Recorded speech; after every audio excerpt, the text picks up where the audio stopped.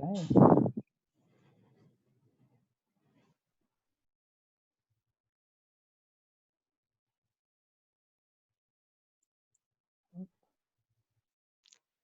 Hello, everybody. Hi. Great to see you all. Good, Mr. Ellis there. Hi, Adam. Hello.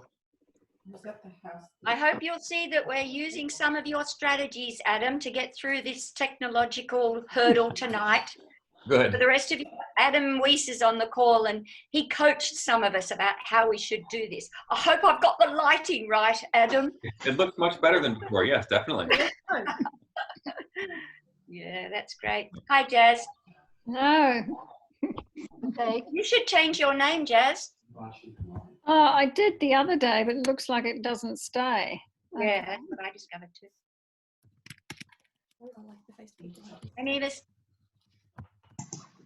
Hi, Malay. Great. Jamie. Sit up. Yes, everyone. Wow. We could have 50 or 60 coming in, so you know, it's kind of exciting. Hi, Francis. Welcome. It will make a very nice collage. It would make a very nice collage. All the pictures, isn't it? Hi, Christy. Who are you with? My husband, Andy. Hello, everyone. Hello. Welcome to both of you. Thank you. There's Brenda and Mark and Anne. Great. No, that doesn't work. Hello, Chris.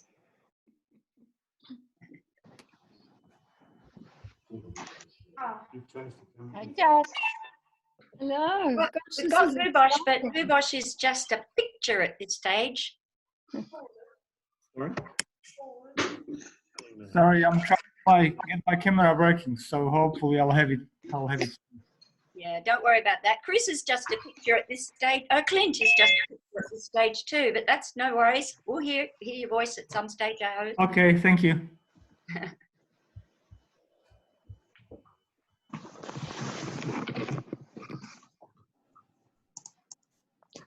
Hi, Sarah.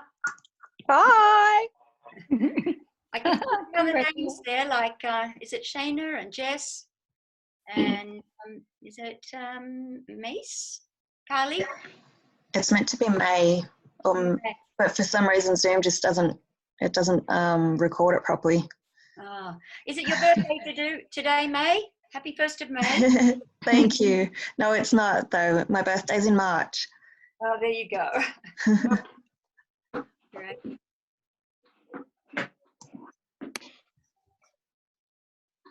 I guess all these pictures just get smaller and smaller, do they, as people come in, or are they on another page and we're missing some coming in? Adam? I think you can get up to about 50 depending on the computer, and then you see another page. But I don't think there's anybody besides. I think there's 24 people right now. Yes.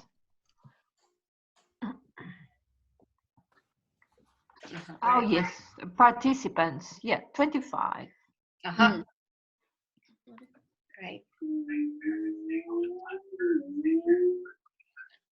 Hi, Trevor. Hello. Can you hear me? Yes. Hi, Jane. Welcome. Hello. Thanks. And James. Hi, James. Hi, James. Yeah, good. Nice to see you, James. Is that...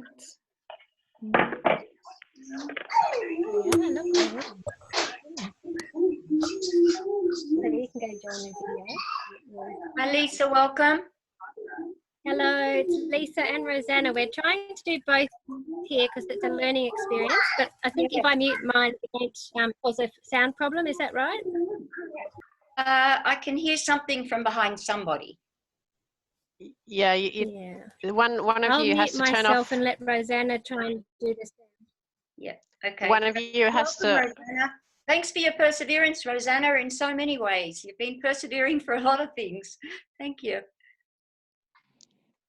If two people log in next to each other, one of them has to not just mute, but also have their sound turned off, so their actual computer sound turned off, because otherwise there'll be feedback into the other computer.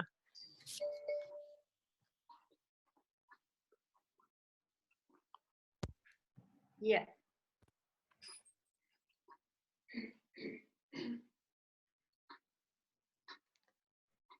So just so you know, not for now, but Dan, who's moderating for us tonight, he's actually going to mute everybody who's not speaking, so that we won't have any sort of feedback or whatever. And then, you know, if you want to, you can chat some questions or something, but I'll go through that when we're about ready to go.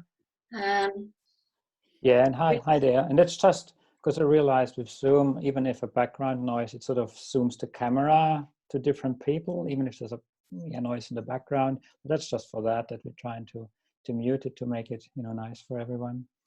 Yeah. Great. Good. We'll just wait another couple of minutes and give people time to eat that last piece of pizza and join us. We'll have a cup of tea or whatever.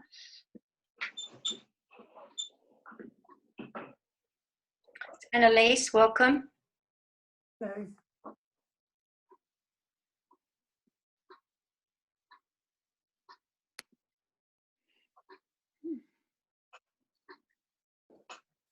Brenda and Mark, you look really comfortable there.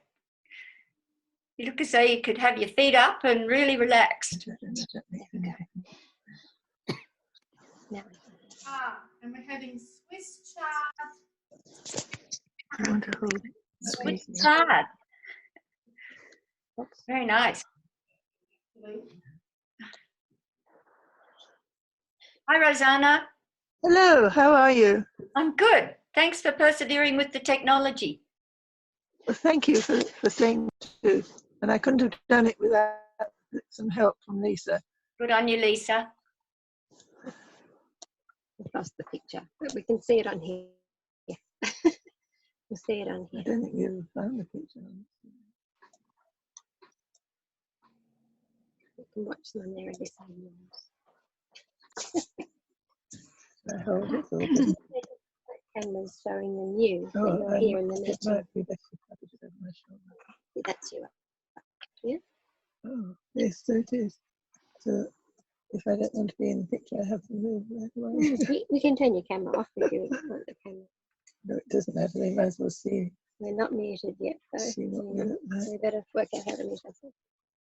Down in the left-hand corner. Dan, shall we get going? What do you think? Yeah. Okay. Yeah, sure. Let's get into it. All right. So, yeah. So welcome, everybody. It's really, you know, so delightful to have. Oh, you're muted there, Lyndall. Hi, everyone. I beg your pardon. What did you say, Grant? Oh, you were muted there for a moment, but you're unmuted now. So. Oh, sorry. Am I unmuted, Dan? You're good now, yeah. Dan's got all the power there, you know. So anyway, I'll start again. Just welcome everybody. Really nice to see some new friends here and some very familiar friends. So welcome to everybody. This is pretty exciting for us. It's the first online open day question and answer session that we've had. And my name's Lyndall Paris. So it's very new for us doing this, although we've been used to some Zoom meetings. This is a kind of a first for us. And so please be gentle with us, with the technology. We'll see how it goes. Some of us have had some great training this week from Adam, who's joining us tonight as well. The other exciting thing is that we're also screening live on Facebook. And Vanessa and John are looking after that part of us. And you can see one little frame there that's got a blue arrow over to the right, or it has a mind. So that's Vanessa. And even though she looks like she's called John, she's really Vanessa. And we're going to be taking questions from both groups tonight. So that's going to be a bit exciting for us and a first for us as well. So just before I start, I definitely want to acknowledge the traditional owners of the land here at Narara Eco Village, and I pay my respects to the elders past, present and emerging, and just to express extreme gratitude for their wisdom, and we're seeking their wisdom in living lightly on the earth here as well. So to get started, I guess just sit back, relax, like Brenda and Mark, and watch this 3-minute little video that we've got here, which was an interview by Vanessa going around and asking the residents here, which part of the Eco Village do you like? It's about 3 minutes, and I'll join you after that movie.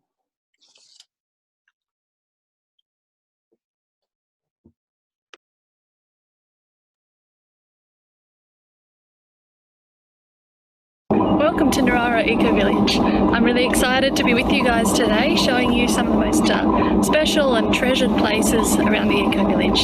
Today's pretty exciting because we'll get to meet a few of the village members and find out just what is their favourite place here. I have to say the Triple Span is my favourite place at the Eco Village. I love the chooks and I love all the veggies that are growing down there.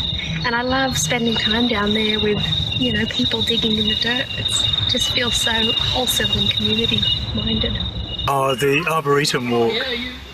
Not actually in the village, but right next to it. It's my backyard. I love it. It would have to be everything involving food. So the coffee cart would be my favorite thing because I get to see everybody and everybody's part of like a community and we get to talk to them all the time.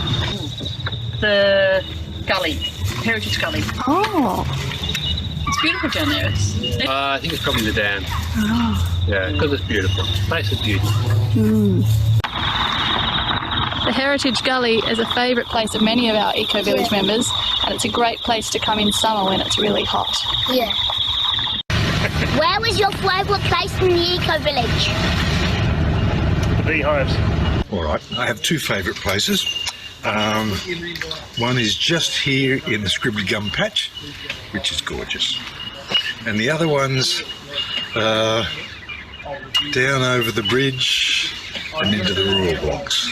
I just love walking around and looking at all the houses, and you know, I love our meeting room in the visitors centre, and I'm going to love our house when it gets here. And well, for a while, actually probably the whole time I've been here, it's been the treehouse, kind of like grown as I've grown. I have many favourite places, and it's almost seasonal. And in fact, this place is evolving and getting more beautiful all the time. There's a lot of wonderful places in the Eco Village, but my favourite part of the Eco Village right now is actually just outside the gate, and it's Strickland State Forest. Because it's like my backyard, and I get to walk in there and walk in the bush and go to the creek, and it's really peaceful and calm and beautiful there. My favourite place in the Eco Village, I think, is the Scribbly Gum Patch. This is the Scribbly Gum Patch, and it's named that because there's this almighty big Scribbly Gum tree here. It's just beautiful.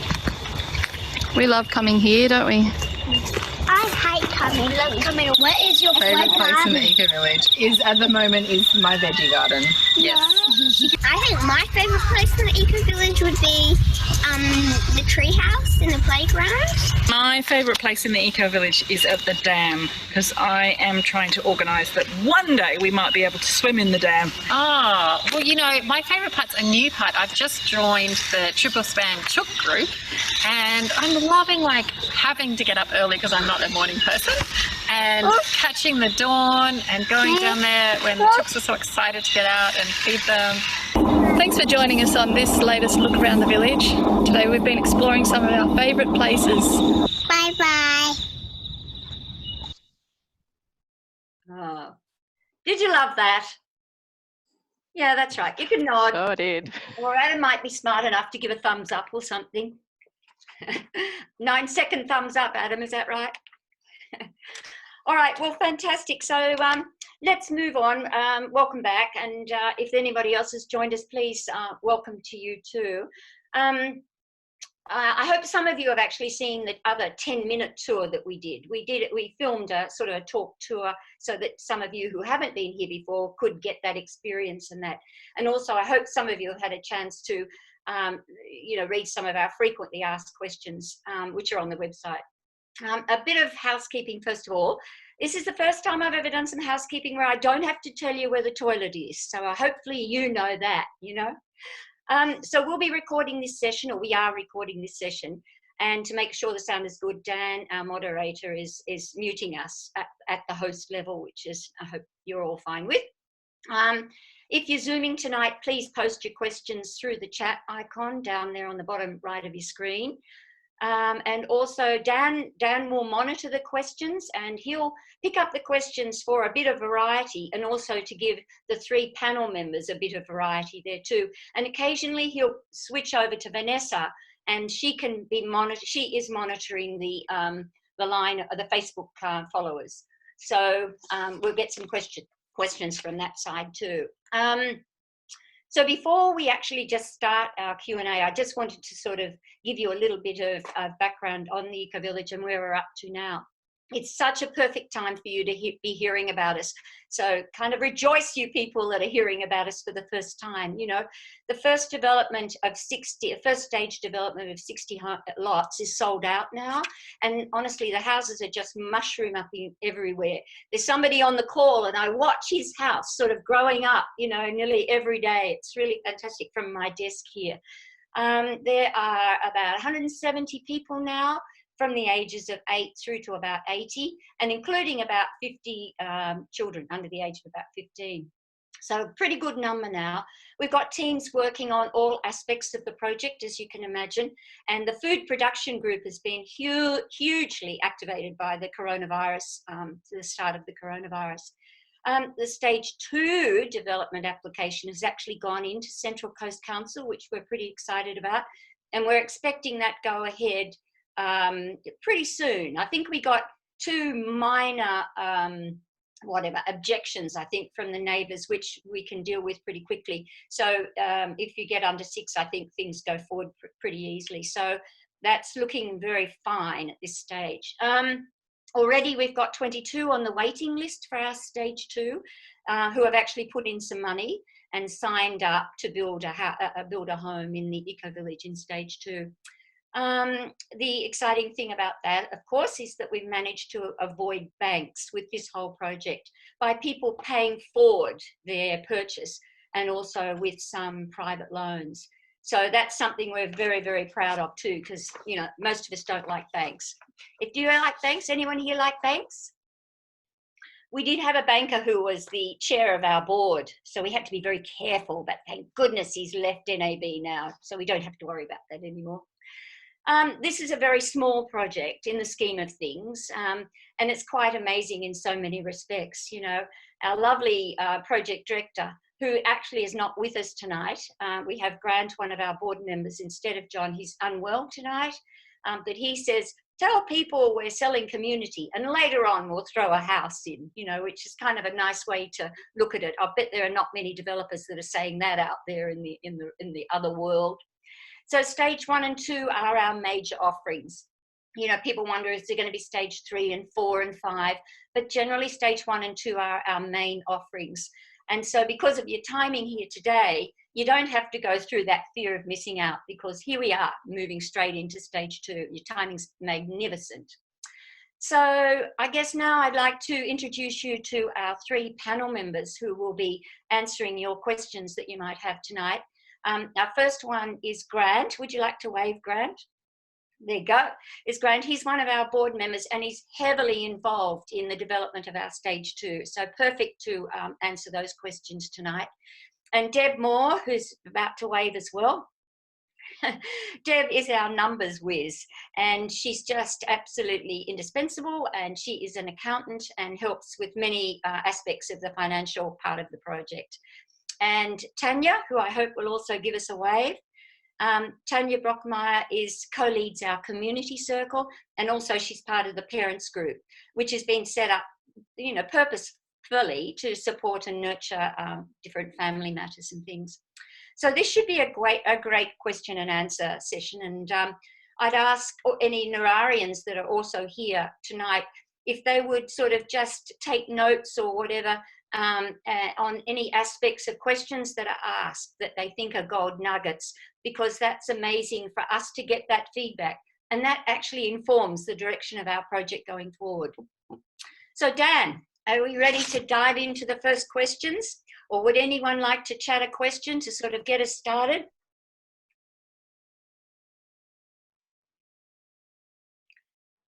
So I don't know if you you probably seen the videos, the site tours that we did recently.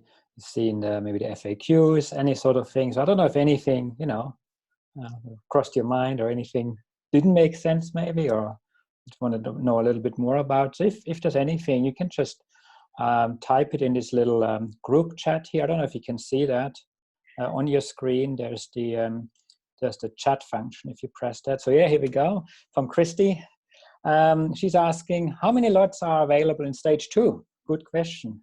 Over 2 grand maybe? Yeah, there's 43 lots that are part of the DA. We are looking to reserve some lots for the community house and so forth. So probably a release of around 40 or so, I think, for sale.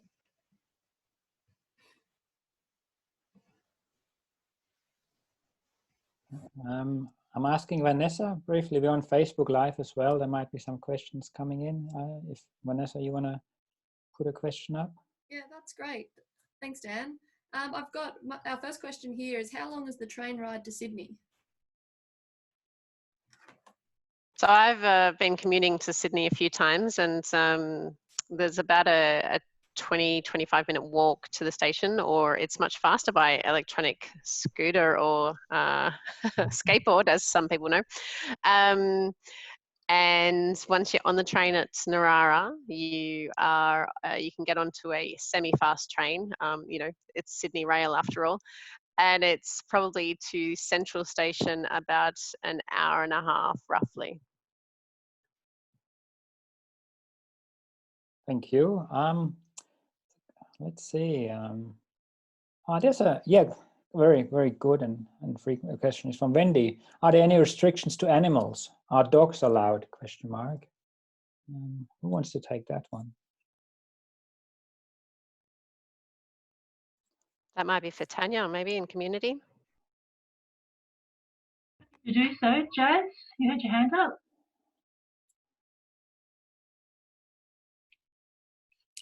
Yeah, Jazz, did you? Hi, I'm Jazz. I'm part of the Pet Circle. So yes, dogs are allowed. We have an application process, a bit like our membership questionnaire. We have a pet application questionnaire. So people who have existing pets can apply for their dog or cat to come in. And yeah, it's a great process. We've got a balance of those who aren't too keen on animals and those who are, and we're trying to reach a middle ground where everybody can agree on. Great, thank you. And if you have follow-up questions, maybe just put them up again if you want anything more detailed on, you know, if it doesn't answer your whole question. I've got a question here actually, sticks out of it, from Lisa. Is stage 2 all standalone homes, or will there be any townhouse type of options? Maybe Grant or Deb? Under the current zoning, it's an R2 zoning, which allows for a primary residence and then a granny flat type of development, a secondary dwelling. But we are moving on and putting in a development proposal, which will go in very shortly. It'll be at the end of May, it will be submitted. And so by the end of the year, we're probably looking to have approval that we can do dual subdivisions, and also what's multiple lot developments might well be allowed. That's what we're aiming for under the planning proposal. And that might allow for 3 or 4 dwellings on a lot. It'll be done on a merits basis by council. And we're also looking for things such as shop top lots, where we might have some shop residences on the ground floor and, shops on the ground floor and residents on the floor above. So we're looking for quite a deal of variety with the planning proposal that we're putting into council. And with our long discussions with council, we're feeling reasonably confident about that planning proposal, that it will be successful. Did you want to add to that, Lyndall? Yeah, sorry, I just unmute myself. Yes, I'd like to add to that, because although we are putting a lot into this planning proposal as well, what we've seen here is a lot of innovative thinking in stage 1, where we only had 550 square metre lots, have actually bought them and done joint ventures, if you like, with other people. Jazz, who just spoke on the line, teed up with somebody and split the cost of a lot. And Jazz built her small house, and Chris has a tiny house on that same lot. So we're going to be working on conversations with different people, facilitating different people, so that we can kind of beat the council system, if you like, and be able to bring more affordability and smaller footprint into the project, even if the council and the worst happened and we weren't able to move forward with our planning proposal, which would give us sort of maybe dual occupancy and sort of allow smaller footprint places.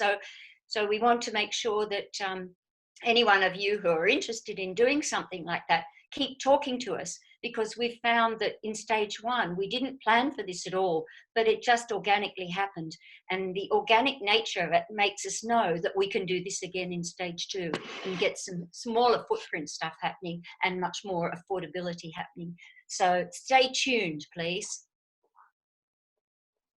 Yeah, and Jazz, I don't know, just because you're here tonight as well, do you want to quickly talk about how you and Chris managed to live together on one lot? How your setup is? There's a story on the website, so rather than take up too much time here, just very briefly, I couldn't afford to build, and I started looking around for somebody I might be able to be compatible with, and Chris came along temporarily to see if she liked to be with us, and we figured we could live together on the same lot. So we organised a co-agreement with our solicitor and sorted out all the little bits and pieces, plus the legal implications. And now the case study is on the Narara Eco-Village website with photos. Right, I might see Vanessa, any questions there on Facebook Live coming through? Yeah, thanks, Dan. I've got a couple of ones that are a little bit different, but I'll go with this one. What's it like for children in the village?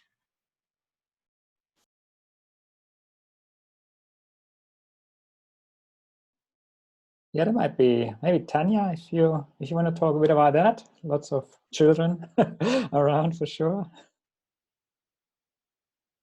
I'm not seeing Tanya. Is she still there?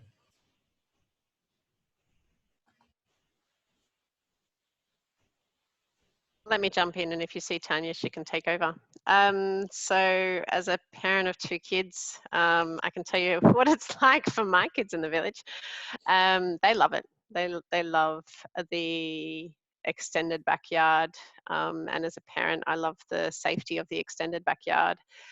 I grew up on 5 acres, so this is a little bit bigger than the backyard I grew up with, but that freedom to roam and explore is something that I think all the kids really, really enjoy.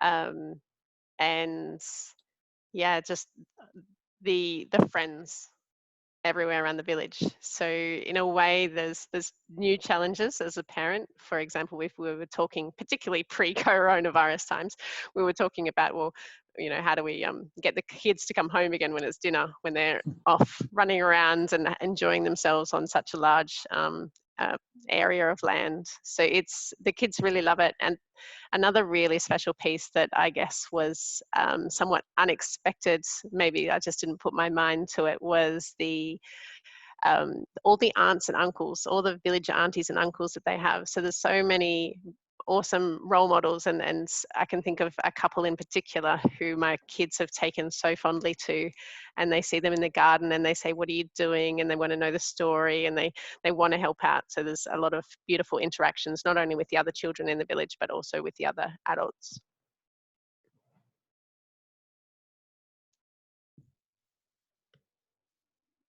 Then we have a question here.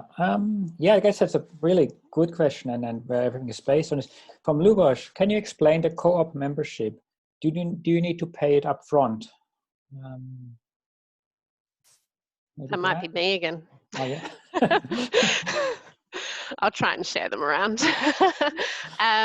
So the membership fee is the purchase of shares. So it's actually not really a fee as such. It's a purchase with shares.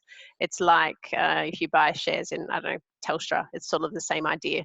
And you can sell them again. So you acquire shares. The minimum is $30,000. So $30,000 worth of shares. One share is $1. So $30,000 is the minimum payment to become a member of the cooperative. And you do need to be a member of the cooperative to then own land. What we're exploring now is, what does membership in the cooperative look like if you want to live nearby or if you're a tenant? And so what we have clarity around right now is the simple piece of, if you're going to buy land, you do need to have an investment of 30,000 shares, and that is per membership. So there might be a single person on a membership, or there might be a couple, and you know, on the odd occasion where 3 people are saying, look, we want to, or 4 people are saying we want to build a house together, they could equally have a shared membership. Cool, thank you. I have a question around stage 2 and from Lenita. Do you need a certain amount of people signed up for stage 2 before you can develop the land? Do you want to answer that, Deb? Or that sounds like a finance type question to me, but I could have a go. Mm-hmm. We've always looked to cover we've always looked to cover the cost of buildings through the sales of lots, and that's probably the way we'll go with stage 2. So we've got a sort of a value of about $4 million for the stage 2 development. So we will be looking to have commitments to 4 lots before we start that development. 10 lots before we start that development, maybe a little more. But then we could move on with the development after that stage and sell lots progressively after that. That's my way of thinking. I don't think it's been fully signed off by the board as a direction forward, but it sounds like a workable direction for me. It's certainly a topic we're discussing at the moment, and it's very relevant and very current. I don't know, Vanessa, any good questions coming through from Facebook Live? Yeah, Dan, I've got a doozy. Here we go. All right, is it really different to living in suburbia, or is it just an eco suburb?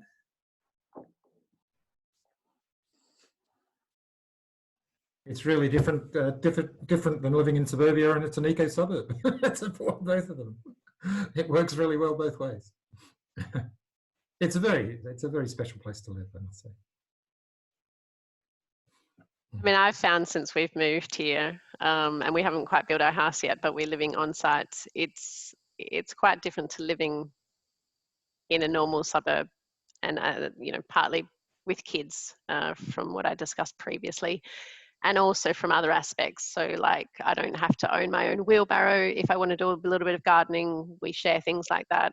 Same with lawnmowers. There's a lot more collaboration around everything. So there's a lot less, I guess, you stand behind your fence. You have to actually talk to your neighbours and collaborate. So it's, I find it quite different, but it's, yeah, in a way, one of my mums come, she said it reminds her of the small village she grew up in New Zealand, where everyone knew everybody else and everyone looked out for each other. So she recalls it as something quite similar to the good old days.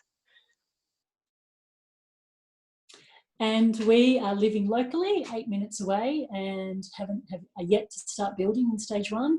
And I can already say that even we're not living on site, it feels very warm and friendly. Every time you come through, you drive through the main gates, and there's a real sense of actually knowing people, and there's a genuine level of care that I don't experience in suburbia. And so even off-site, there's a real pull to want to be there and be part of the community. Another question from Jane O'Brien. What is the vision of the parents group? Which sort of, I guess, relates a bit to that. Well, the parents group it's been around since parents have been part of the village. It's been an informal circle, informal gathering, and Deb online here as well has been part of that for a long time. We've become a formal circle in the last 4 months, and with more parents moving on site and more parents living locally, where I guess at the end of the day, it's more about collaborating on how we are parenting our children and raising them in a collective. It's definitely not a cult. It's not about parenting all one way. It's definitely about respecting the very different perspectives that people take with their children and obviously themselves. But it's seeing where we do have the things that are aligned and where we can look at working out ways where we can support each other and, tread on the earth lightly with leaving something for our children that's actually something substantial for them to be raised in and to see them forward in their future. Vanessa, maybe over to you if you have a question. I've got a couple of more nuts and bolts ones, Dan. I'll ask them both and hopefully somebody can answer them both. One is, do you have space for me to live in my tiny house? And the second one is, are there any really big lots? I think I should answer that. There's probably 4 tiny houses on the property at the moment at the Eco Village. Tiny houses on wheels seems to be the way tiny houses are in Australia, and they are defined as a caravan. So for each dwelling lot that we have, so for say stage 2, there's 43. Conceivably, each of those lots could have a tiny house on them as well as your main structure. A tiny house doesn't need to be approved by council under a DA because, as I say, it's viewed as a caravan. And for stage 2, there's about 3 or 4 quite large lots. I'll just give you, I'll just jump into my map of stage 2. I don't know if people want to see it or not, but we have 35 lots, which are between 550 square metres and 790. And we have 8 lots at the moment, which are over 800 square metres for stage 2. Those lots may be subject to subdivision when our planning proposal comes through, but that's what it is with the current DA that's in place. Right. Yeah, I guess there's a question from Clint, which is related. What size blocks are in stage 2 development? Are tiny homes permitted? Question mark. Oh, I think, as I said last time, each dwelling lot, so each house lot in an R2 zoning can have a tiny house on it. It's viewed by the council as being a caravan, and people can live in their caravans or their tiny houses as long as they're associated with the lot that the tiny house is placed on. And as I say, there's most of the lots in stage 2 are 550 square metres. We have 35 of those. But we do have 8 lots which are larger and can be subject to subdivision once the planning proposal comes through. I might just add in that the tiny house does need to have a house on the same lot. So we've had quite a few people ask, can I just buy a lot and then just put a tiny house on it? And that is the one thing that the council regulations are quite clear on, is that you do have to have a dwelling to then be able to park your caravan and live in the caravan as well. So, yeah. Very true, very true. I just see if there's any question from Facebook Live. Yeah, this is good, Dan, thanks. I've got a question here. What sort of community events happen in the village?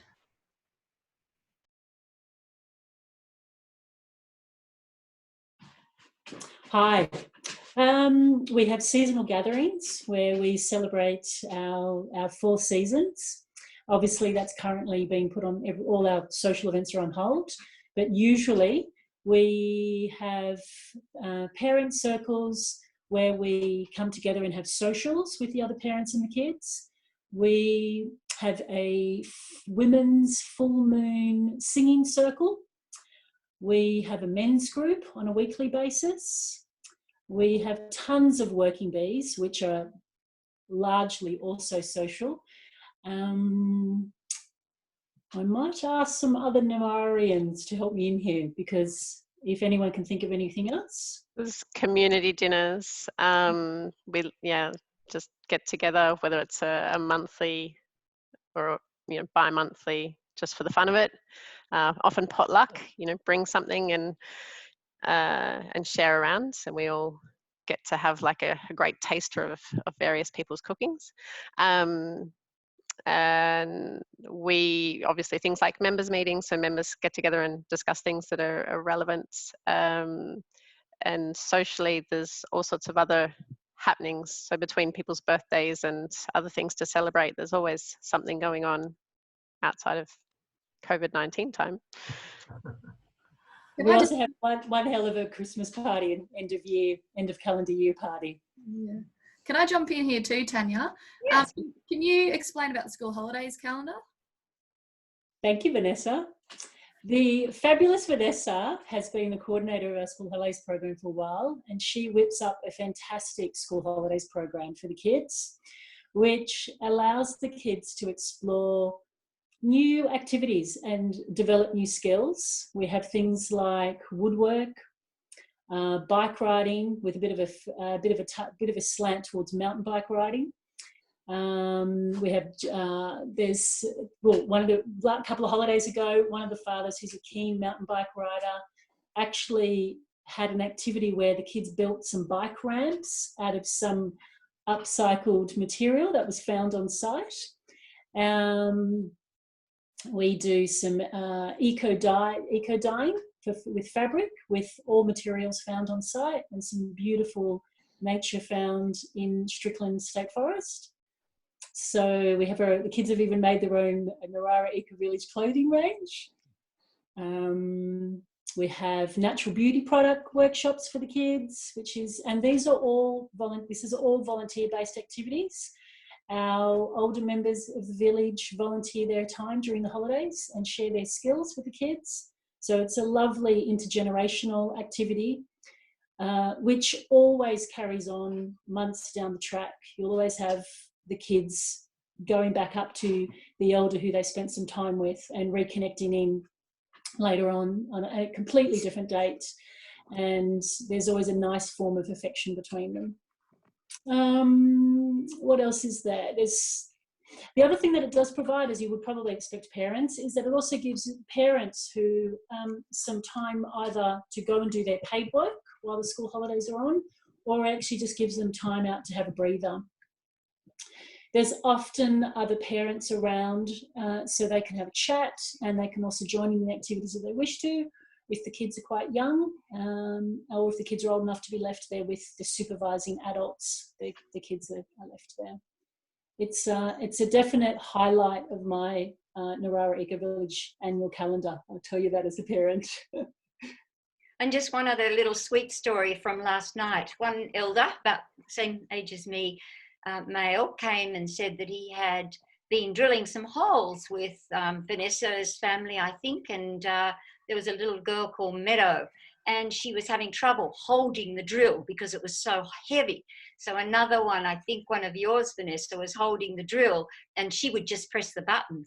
So yesterday he had to go to Bunnings for something, to buy something, because he's just finishing off his house, and he saw that on sale were 2 really lightweight drills, and he's never had his own children, and he said, I haven't had my own children, I haven't had the fun of doing this before. So he's bought 2 really lightweight drills, one with Meadow, little Meadow, who's 4 or something, in mind, so that she can happily hold the drill by herself. So it's not only the parents and the young children that gain from this, it's he was so excited that he ran out to his car to get me the lightweight drill to show me, how it would work. So it's just the interaction of the 3 generations is just gathering momentum and is quite beautiful.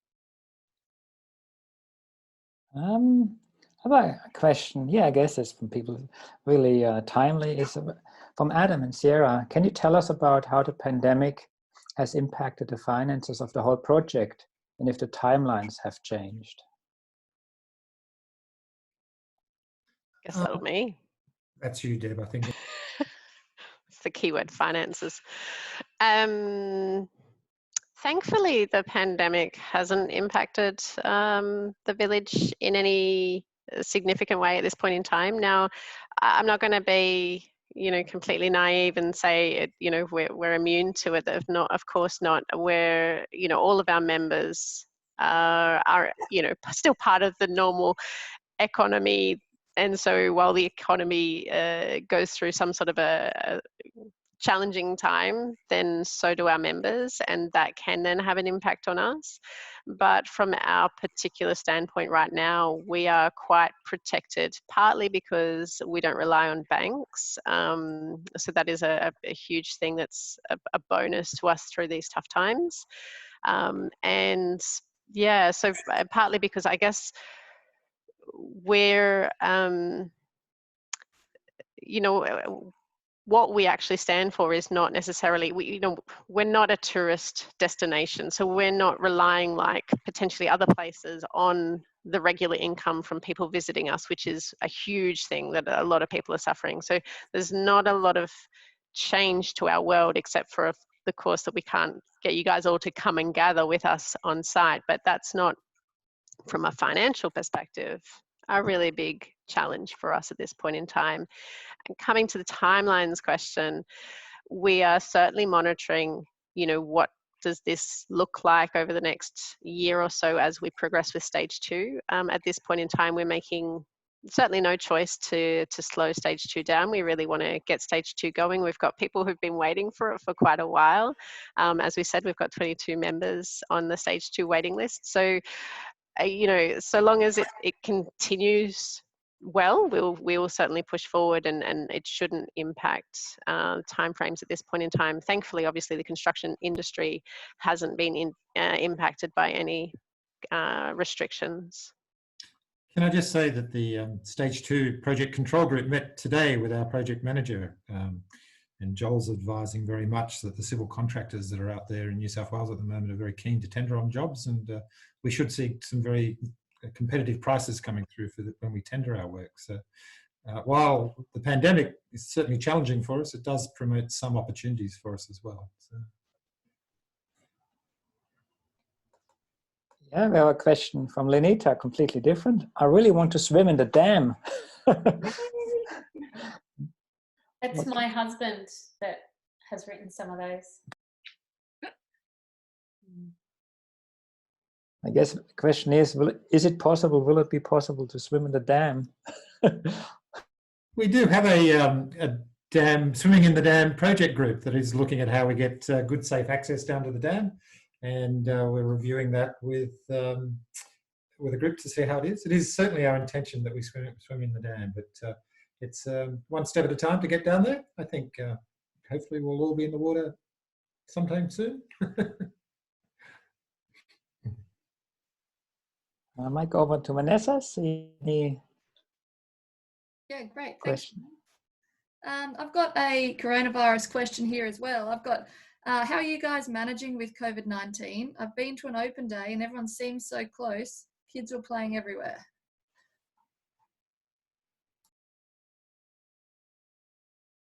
Might be a good one for Tanya. I think all in all, we've actually managed quite well, considering, you know, considering the state of play Australia-wide. We have definitely come together still via Zoom, via lots of phone calls. The sense of community is quite strong. So although not seeing each other, we still, you know, in terms of in terms of the operations of the village is still operating. But from a community perspective, in terms of the people relating, we're all relating. We're all. I think because of the way that our village is structured, that we're all hooked into different aspects of village. I'm sure you've all read in the FAQ about our sociocracy governance and how we're all, each member is encouraged to join into a circle. Just by our involvement with the aspect of the village that we're involved in, we're constantly in communication with our teams and our circles. So the more the weeks go on, I mean, at first, I think, like everybody, we were concerned about how this was going to affect us, and we had some pretty quick meetings. Most circles had some very quick meetings to see what needed to be addressed. And I can say from the community circle meeting that we have kept an eagle eye on how community is going. And I think, you know, Friday of this week, whatever week number we're in, I think we're looking good. I can definitely say from a personal perspective that I would much rather do COVID-19 with my fellow Nararians than with not. So I'm still based in Sydney. We're building a house up there now, and it will be finished in August. But I'm Sydney based, and with COVID-19, of course, through the early stages of this, we couldn't travel up to Narara, but certainly kept in contact with everybody through Zoom and other meetings. So Zoom's become a great treasure for me in many ways.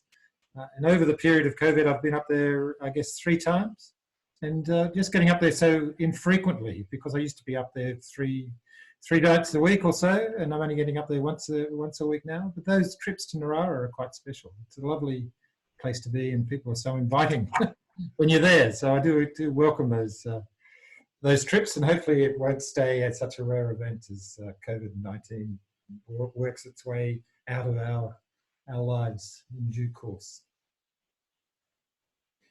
I think also there's little subtle things that can happen that perhaps maybe it could happen in a cul-de-sac in Sydney, I'm not sure, but 2 of our households were overseas and had to come back and were put into lockdown for 2 weeks. Well, it was quite lovely, you know, and like, you know, one guy was virtually saying by the end of it, if I get any more chocolate and wine, I don't know what I'm going to do, you know. So all these things, and shopping was done for him, and people were able to sort of walk past his place and, you know, say, Rob, Judy, are you there? Come over to the window, you know. And so that there's such a beautiful connection. And of course, you know, in keeping your 1.5 or your 2 meters, and of course we have a coffee cart, you know, we can still go over and get a coffee, and you know, as long as we're 1.5 meters away, you can have a chat. And so you can always go outside your door and see somebody and go for a walk around the village, and someone will put their head out. And in my world, past world, that would not have happened, you know. I remember when I was growing up in Sydney, our neighbour just rang one night to tell us our tree was on fire, and that was the only communication we had with them in 18 years, you know. And we tried, but it just, they weren't interested. And I'm sure that, you know, many people aren't like that, but certainly Narara Eco Village, I think there's also this thing of the I and the we here.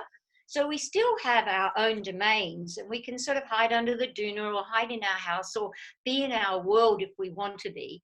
And as members, we know that. We see someone walking past and they're walking past briskly. Well, that's not the time to stop them and sort of have a big chat. You know, I think that people who live in an eco-village, you know, are blessed with a little bit of EQ, and if we're not blessed with it when we come in, we're certainly learning it, you know, and learning how to do the I and the we.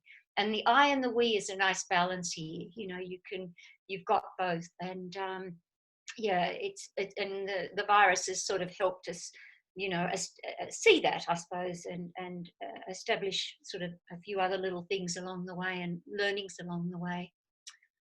Thanks, Dan. There's a dam-related question from Luboš.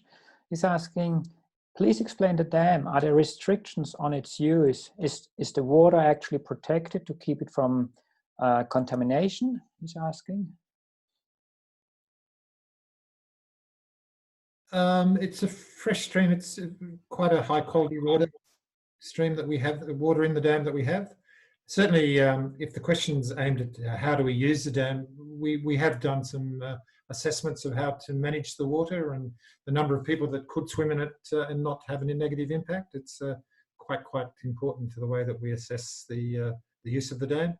And I think that's a reason that it's been, we haven't jumped in. We do want to make sure that we're sustaining an ecology up in that space while we work there. And we will make that balance, and we will be able to use it as a lovely place to swim and a lovely place to watch the ducks and nature up there as well. Yeah, it's great you mentioned the ducks and the nature, because I was going to just add in that it's not just the water quality that we've done a study and you know, obviously have concern about when we look at swimming in the dam, but it's also the wildlife who come and use the dam as well. So we've definitely had that study, and there has been some outputs from that theoretical kind of study of what it means, and that's certainly informing how we move forward with how we can swim in the dam. It looks at this stage to be there is a possibility to swim in the dam. It doesn't look like it's a 100% no, but when there are limits. We can't have 100 people all jump in at the dam and in the dam at the same time.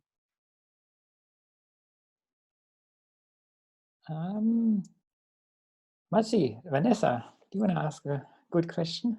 Yeah, I've got one here. Someone's asking, can I rent anywhere there or try before I buy?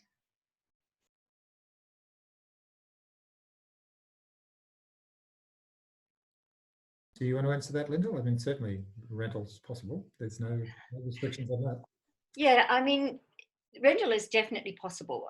So David and I have built a house upstairs and downstairs, and we're renting out the downstairs part of our place at the moment to people who are actually building in the eco-village.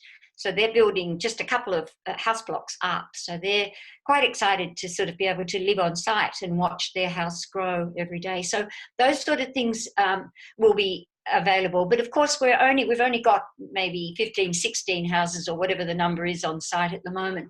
But some of us are planning that, that we will have some rental accommodation as well. Some of us are planning a granny flat, so that we'll have some rental accommodation as well. The try behind the buy, try before you buy thing. I purposely didn't have a drink tonight. The try before you buy thing is a bit tricky because we haven't, as I say, we're not sort of fully built yet. But in summertime, if you would like, we can organise for you to come and camp overnight. And also there are places, one or two places that have got an Airbnb type setup, or setting up, so that you could, certainly come for a while. But yeah, the try before you buy is a bit difficult in that we just haven't physically got the spaces yet. But I know that we will have them sort of down the track away. Yeah, and also we have, if we talk try before buy, obviously lots of people come up, have a look. That's what Deb and I did a few years back. There's a campground, nature campground near the dam. There are, where people can stay. Some of the natural builders, some of the helpers there, they stay for a long time. So it's almost like living here. So yeah, there are ways and means. And we often find that, especially if you move to the area, then you might rent from someone who is already affiliated with the village or a member of the village. So yeah, what I did and Deborah did, we moved to the next suburb here from Niagara Park first, and then when we moved up from Sydney. So there are lots of different ways and pathways to try out the village or come a bit closer and suss it out and spend time and experience it. Right. Another good question is from, sorry if I mispronounce your name, but Maze. What is it like for teenagers living there at Narara Eco Village? I don't think we have a parent to teenagers on the call. We certainly have a couple of teens, or yeah, are they both teens? I don't know. One's maybe preteen. Who live on sites, and one of them in particular is absolutely loving the opportunity she gets to help out in the coffee cart and that sort of thing, just to really sort of step up as she moves from, a child essentially to an adult, and then grow in that way and be nurtured by other adults in that journey. It will be interesting when we have quite a few, probably 4 to 8 year olds. So it's going to be a very interesting time in 10 years. Then we'll really know what it's like for teenagers in the village.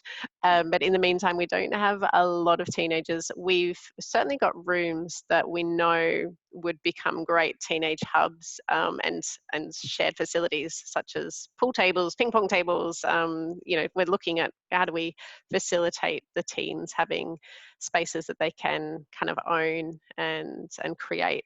But until we have kind of the demands, we've got a couple of teenagers on site, as I said, but they're pretty happy with what they've got so far. We need a few more to then come forward, and then we'd be responsive to what they would like, and how could we help them find a space that they could call their own.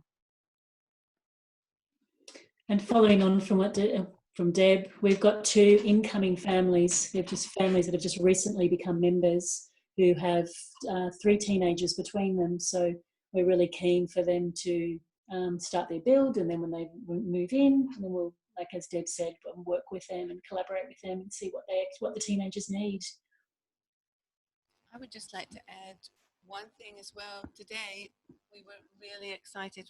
The young teenage girl who has lived on site for the last 4 years, I think, she's actually joined one of our circles as a contributing decision maker.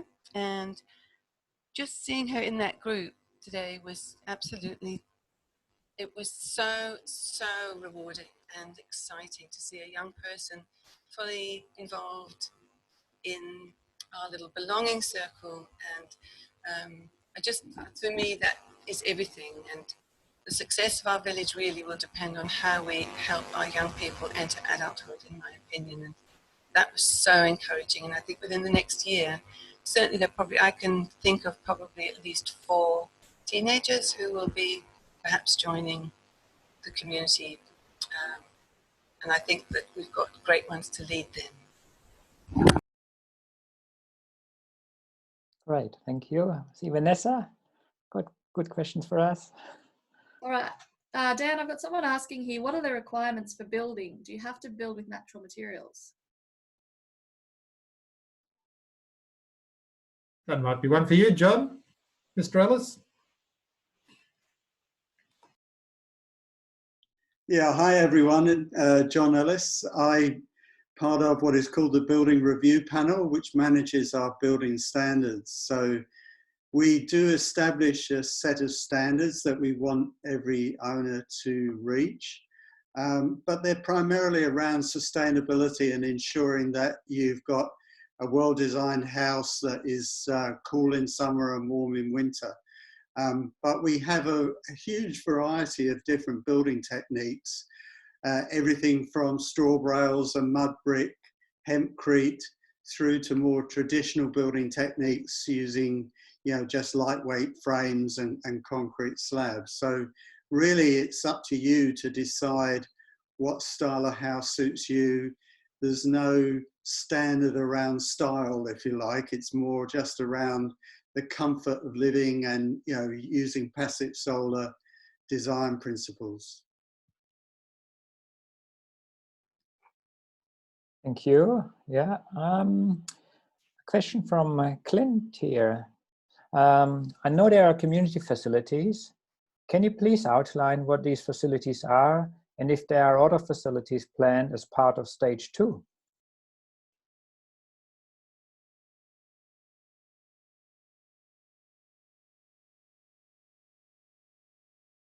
Someone jump in.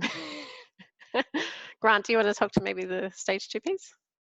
Stage 2, well, there is a lot that's reserved within stage 2 to develop up our common house there. So we are looking to build that in stage 2. At the moment, if people have been there, they're probably very familiar with our admin building and visitors centre, which has quite a lot of space in it, including our members lounge, which we have many a common meal in. And then once you get down on the side, of course, there's things such as playgrounds and those external areas down on the floodplains and the triple span, which are all assets that are available to all the members, and we can get in and start growing things there and those sorts of things. Deb, do you have anything more to add? I'm sure I haven't covered it all. Yeah, there's probably a bit more to add, and we can probably loop in one of the other questions in answering this as well.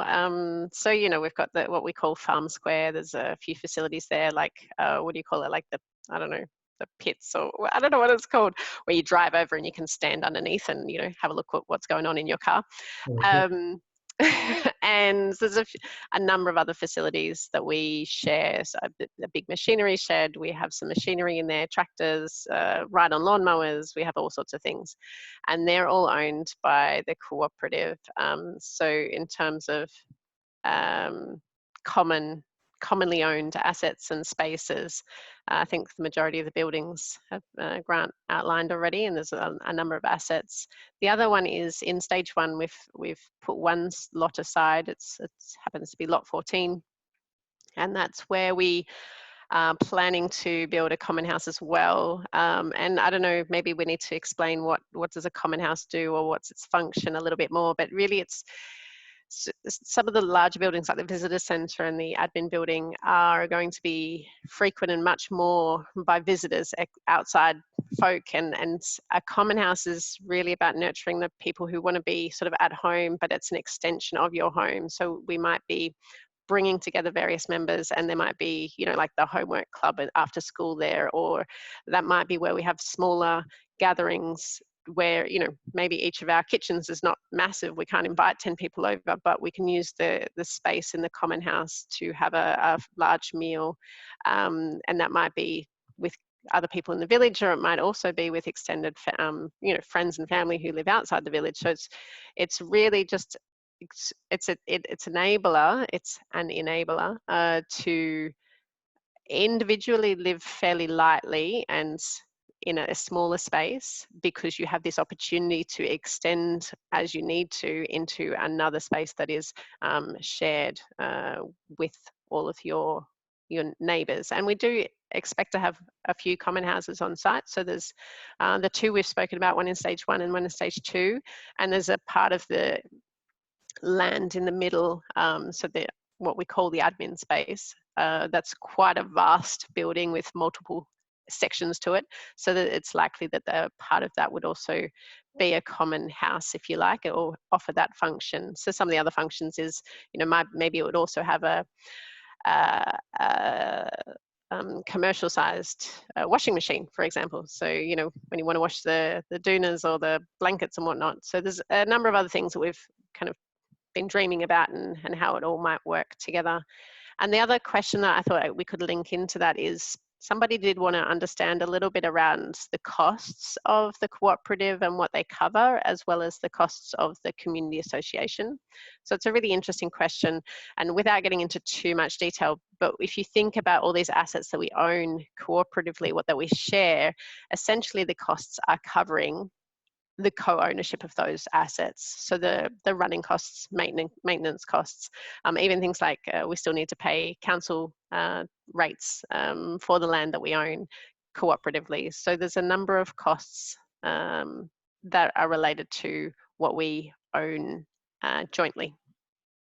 Probably doesn't go into a lot of detail, but it is a huge question. So yeah, perhaps we can take some of those more detailed questions offline, and I can provide more feedback for those who would really like to dig into it in more detail.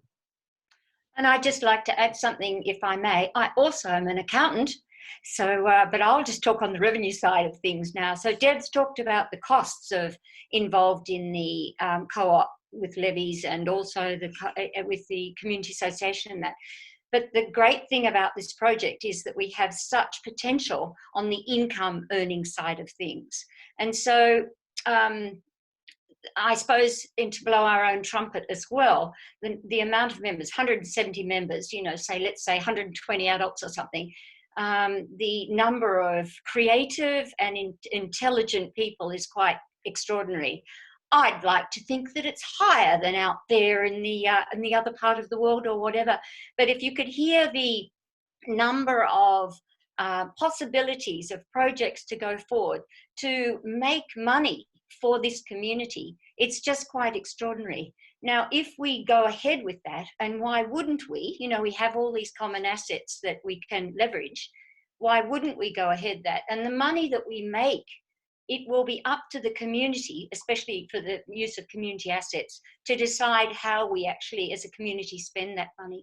So yes, definitely we've got the cost side of things to sort of look after, but you know, we have this revenue side that is just starting to, I suppose, form and fly as we speak. Thank you. I might just see if there are any questions, Vanessa, that you have? Yep, I've got one here, Dan. How easy is it to join the community?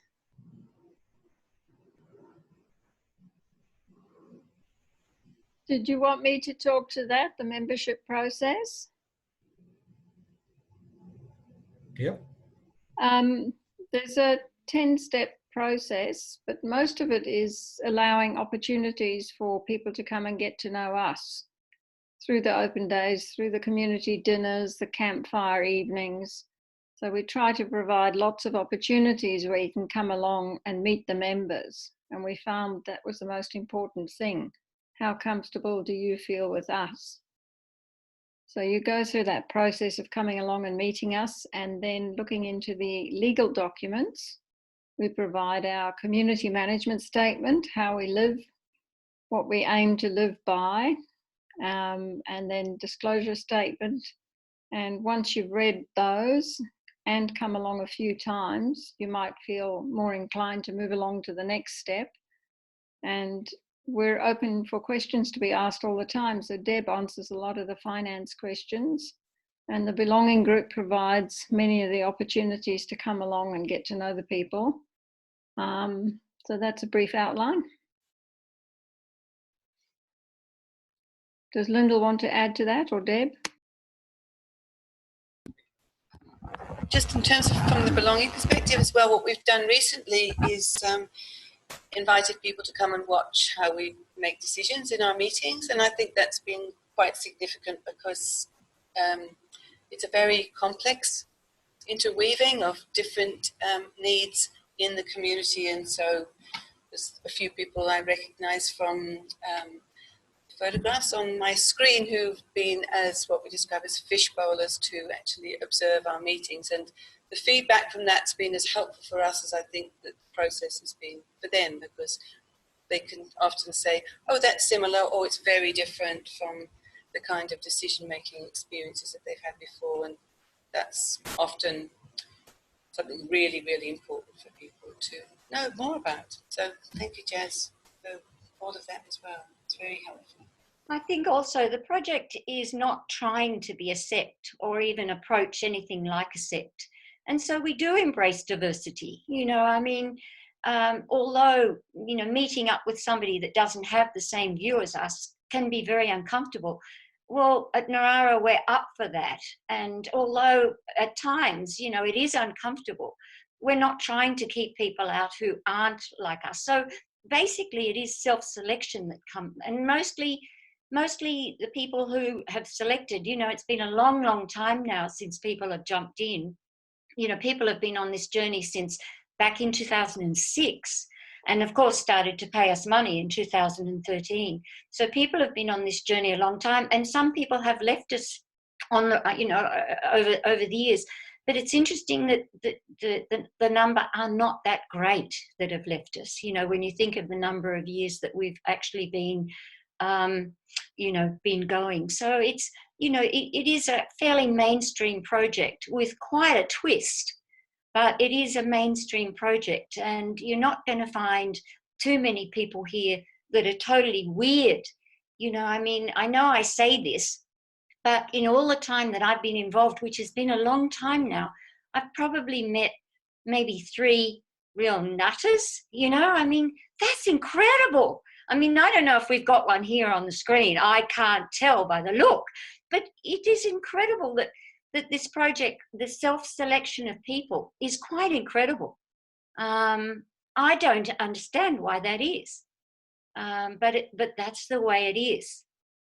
You know, we have our little idiosyncrasies and that sort of thing. Don't get me wrong, we're an interesting group of people, but really it's just, you know, it is quite staggering that we let people self-select, and the ones that self-select, they must come and look at us and think, well, this is not the thing that I want. I'm looking for people, you know, with different sorts of hair. I was on a call today talking about that film Unorthodox. I don't know if you've seen that film. Anyway, it's worth having a look at. It's quite unusual, but that was definitely a sect, you know. But I think the people that self-select here suss it out. They're smart people, and they think, yeah, I think we can fit in here, and they generally do, and we generally love them. Thank you. Hey, Dan, can I jump in here on that, Lyndall? I've got a great question from Facebook. You guys are going to love this one. Have you had any big conflicts, and how did that work out? Have we had any big conflicts? Well, we've had some challenges. The coronavirus has been a challenge. you know, we've seen very different opinions in the time of the coronavirus. And that's been really interesting too, to batten down the hatches to this is just business as usual. But the great thing is that we've worked through those, and what we've seen at the end has been quite interesting for me to watch. Wow, that person really thinks that. No, that person really thinks that. That's really interesting. That because we have this, a lot of the we instilled into us a bit more now, then we're able to accept those opinions. And it doesn't take away the fact that, well, for me, it doesn't take away the fact that I love this person and I really appreciate what they do. And just because they hold a different opinion or whatever, for me, that sort of seems to go forward fine. I'd say in all the years that we've been doing, there have been the odd challenge, but really, you know, I can't say that there's been more challenges than what I knew before I entered into community, because I haven't been a community person for my whole life. Somebody else might like to comment on that too, but, you know, I sort of have seen no reason to run from here yet. What do you think, Vanessa? I'll let Deb speak first and then I'll have a think. So I thought it's an interesting question because, I mean, you know, people are people and everyone has their own opinions. So when people have differing opinions, you're going to have what you might call conflict for sure. So, you know, again, we're not immune to that, but it's just how we deal with it. And so what I see in other communities, whether it's my own observations from when we lived in general suburbia or through other people I know, even in a community where my parents live, the approach we take, and for some this is a little bit challenging, is to talk lots more. Whereas in other places, what I've witnessed is the approach is to, oh, I don't like that person, I'll just not talk to them. I'll just hide behind my 6-foot fence.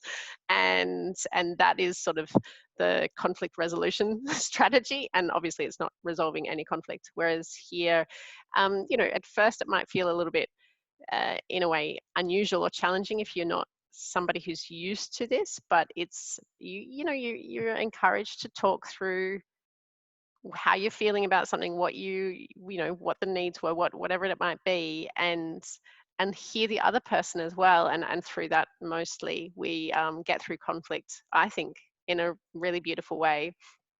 And of course, we're supported with an amazing group called the Supporter Circle, who help us through that as well. So a bit of a plug for them. And they've all kind of come with skills that help them support us in dealing with difference of opinion. So I think it's actually a great place, and a number of people have said this, and I would have never have understood it or dreamt it when we first joined, but it's a great place to go on a bit of a growth journey yourself. So in terms of dealing with things that, you know, are conflicting or confronting for yourself, it's a beautiful place for a personal journey. Lyndall, I thought of a story. So tell it. At Christmas, my family really likes to celebrate Christmas, but we do it in quite different ways. And my husband has got this giant inflatable light up Santa. It's about 3 meters high, and it's got a big fan motor thing that fills it with air and goes all night. We've also got a set of flashing kind of disco lights that go with it. And then last Christmas, I had a call from our back neighbor, and she was just like, look, I know you guys really love your lights, but actually I'm trying to put the kids to sleep and they think that there's a disco happening. Would you mind not turning your lights on at night? And at first I got really offended because I thought, well, that's stupid. What's the point in putting lights up if you're not going to be able to turn them on at night? Yeah. But, you know, outside the gate, she would never have said anything. She would have just kept it to herself and muttered horrible things about me under her breath, you know, to her husband or whatever. But here she felt empowered to be able to raise that. And, you know, it's a small issue, but if it's your house that the disco lights are blazing into all night, then it's probably a big issue. That's a lovely story. And the only other thing that I'd mention just in passing, which is a huge, huge thing, is that we do have this system of governance here called sociocracy. And I believe that because of the, you know, we're not fantastic at it. Don't think we get it right 100% of times, we don't. The fact that we've got our needle pointed on sociocracy, which is very inclusive and having all voices heard, I believe heads some conflict off at the pass. Now, that doesn't mean some doesn't come through, but I believe that there is conflict that we would have if we didn't have that system in place, and we luckily don't even know about it. Thank you. Yeah, that's a good segue into a bit of community and around. Lenita is asking whether Narara Eco Village will be a gated place once it's finished. And tying in with that, she's also asking, I'm curious on the relationship between Narara Eco Village and our neighbors in the normal suburban Narara and the state forestry.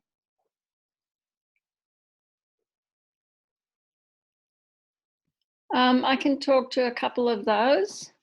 I think since we've come on site, and some of us moved on site 7 years ago, and even for those like Lyndall who wasn't on site immediately, the idea was to include the neighbours. So there was a huge push right in the very first year. I think it might have even been Lyndall before we even settled or exchanged on the contracts. We had all these masses of grapefruits and oranges. Yeah. And Lyndall went around with another family, dropping off 2 or 3 grapefruits on people's doorsteps with a nice little note from the Narara Eco Village. So we've actively gone out of our way to connect with the neighbours. So when we had our first DA application went in the development. Some of them we put in mailboxes, and then I realised a month later that some people were away. Oh my God, what did they come back to? Oh dear. And with the state forestry being right on the border of Strickland, we do have some of the forestry guys connecting with us. Every now and then they have to pass through the village and go through and do things. And I think it's the bushfire. We connect with them through the bushfire as well. And what else did Lenita ask? What was it? Other question was around whether it's going to be gated once Narara Eco Village is completed, or the building has finished. I think we decided a long time ago that it wouldn't be gated, but we put a temporary electronic gate in the meantime for security purposes in the early days, because there were only 2 households living on this 63 hectares. So we did have a gate that was opened and closed with a little modem, and then we moved to the electronic gate, and we would close that at night time and open up again. So we have used the gate when we've needed to, but it's been open now for the last few months, day and night, and eventually will probably be taken down, and the heritage gate posts, which we do have to keep, might be put out there somewhere. So ultimately, no, I don't think we're going to be a gated community. Maybe someone else can confirm that.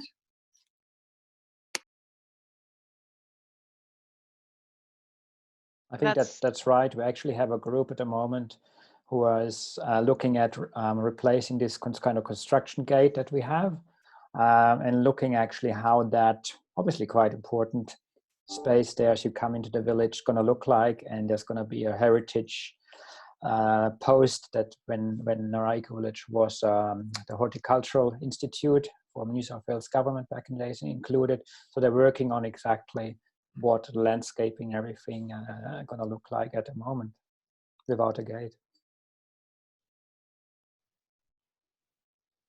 So just a couple of questions, like 8:45 now, but I thought it's important to questions around when you think we can start building in stage 2 is coming through, and the questions around what a typical build costs are. Shana is asking that, and also what a typical land costs are. And I might throw this in with Nieves' questions around talking about stage 2 and mentioning about having pods.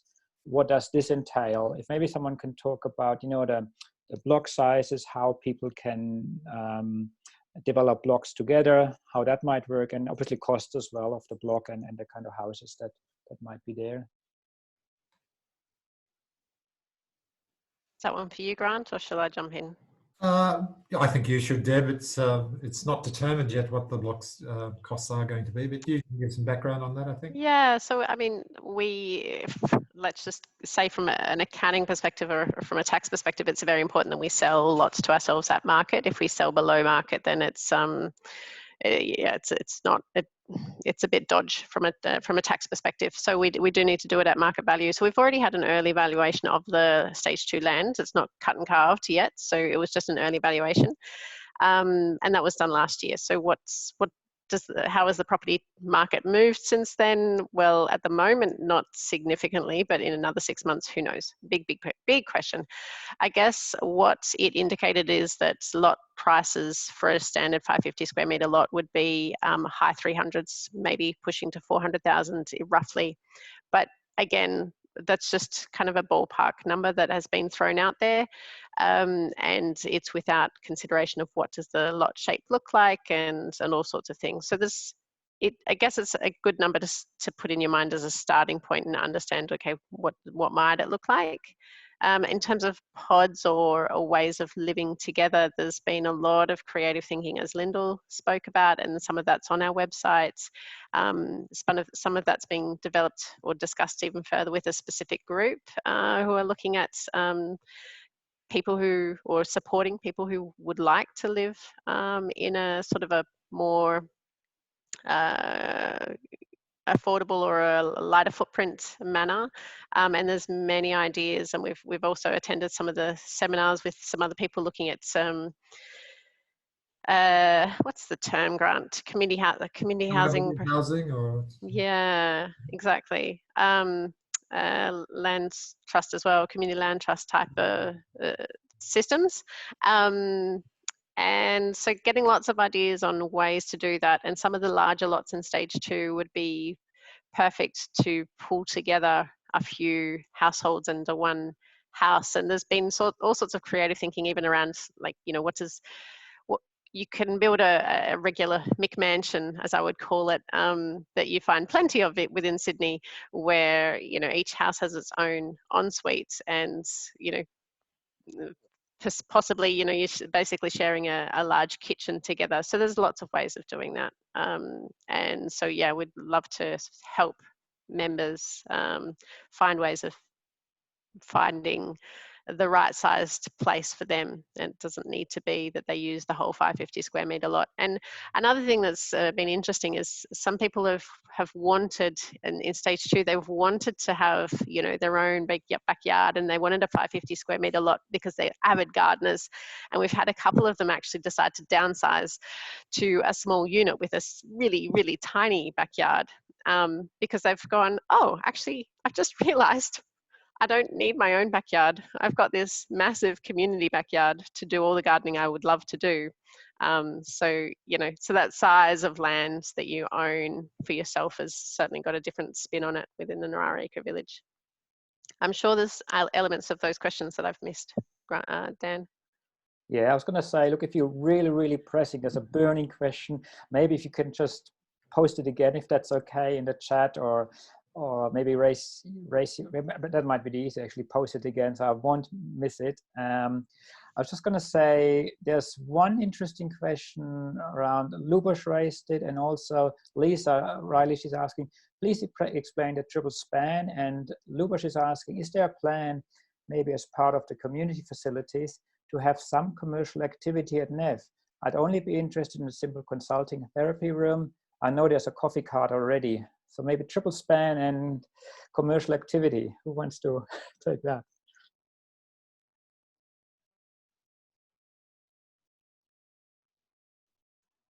Come on, Grant. Could I have the question again, please? The triple span is really a community-sponsored food group where we're looking to grow our own food. It's really a nice collaborative venture down there. Sorry, I was a bit daydreamy there. What was the exact question? Sorry, you're muted there.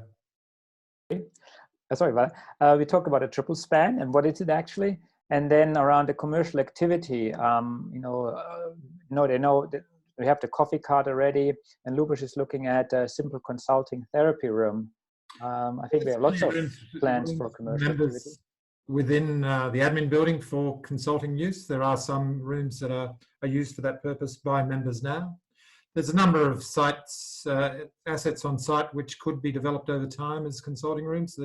The top floor of the grafting shed being one in point. the lower floor of the grafting shed. That's a heritage building and hence has special provisions around it in regards to commercial use. So we're very interested to develop that up. And certainly, yes, members and consulting rooms could work very well with us at Narara. I hope I answered that. Maddie just sent in a question. Who do I contact or get more info about putting my cabin at the village? Probably a quick question to answer. Is that a tiny house cabin? Is that the question? Probably, let's assume so. Yeah. Well, because of the current regulations, I guess you do have to have a lot which has a house built on it in order to place a tiny house. So there's only, I guess, restricted opportunities at the moment to do it. But as more individuals come onto the site, there's always direct engagement with those lot owners in regards to putting your tiny house there. And there has been a number of instances even now where tiny houses have been put onto lots owned by our members. So it's a growing opportunity, but probably not a great opportunity at this point in time. Yeah, just following on that, Marilyn had a question around tiny houses, and the question is, would there be a possibility of the owner of a tiny house to rent some land on the bigger lot that has a house on it already? Do you have to be related to the owner of the large house? Can you stay in the tiny house permanently? My understanding of the regulations is that you do need to be associated with the homeowner in order to live in the tiny house. I don't believe, from my understanding, that there is a limit on that if you do have a relationship to the owner of the house. And it's been our view that if you're a member of the Eco Village, well, that relationship comes through your membership, and there is a possibility for people to live in tiny houses. It's something that's happened with Jazz, and it's had a reality on site at the moment, that solution. Thank you. I might do a couple more questions. One, detailed one from Shana. She's asking, what does the waiting list that we talk about entail? Does that mean 22 lots are sold? And yeah, let's leave it there. Who wants to talk about that one? Yeah, I could talk about that. The list for stage 2 with the priority numbers. We haven't sold any lots yet because we haven't subdivided. But once the subdivision happens with stage 2, the idea is that your membership number, you'd be able to have first choice once those subdivided lots have opened up. But in stage 2 at the moment, we've got the larger lots and the 550 square metres. So our stage 2 policy is currently under review, and we'd be looking at the people on the list and what was available at the time. Did that answer that? What is it? Does that mean 22? So no, 22 lots aren't sold yet, Shana. So come the end, I was just going to add quickly, so come the end of the year, perhaps, we're not sure exact timing, we might start, what we called last time a dots on lots process. And that's when we, announce, right, we've got these lots and we're ready to tell you what the price of each lot is. And at that point, we sort of start opening for sales, if you like, and that's when people indicate where they'd like to, what lots they'd like to buy. So that is the point at which we'd be able to say, yeah, actually, yeah, there's this many lots accounted for. Great. One last question from Christy. She's asking, are there any restrictions on visitors to your lot for dinner parties, etc.? I'll take that one since it's community. No, there is no restrictions on how many people you can have to your house for a dinner party. I dare say that if you want to invite 2,000 people over, you might have a few more neighbours coming over asking for the noise. I think at the end of the day, the straight up answer is no, there's no restrictions. And everyone who lives at Narara Eco Village is very mindful of their neighbours. I guess there's always the COVID responses, and the New South Wales government at the moment is wanting us to restrict, but it's nothing that's applied by NEV itself. Oh yes, thank you, Grant. So currently, not under the COVID-19 federal or state restrictions. I'm already jumping ahead and thinking about afterwards. I think we're all jumping there. That's true. Thank you, Grant. Yes, let's look forward to afterwards. And yes, you can have as many people as you wish. Brilliant, thank you. Well, on that note, I might pass back to Lyndall. Just wrap up. Yeah, thanks very much, Dan. I'm off mute. That's good.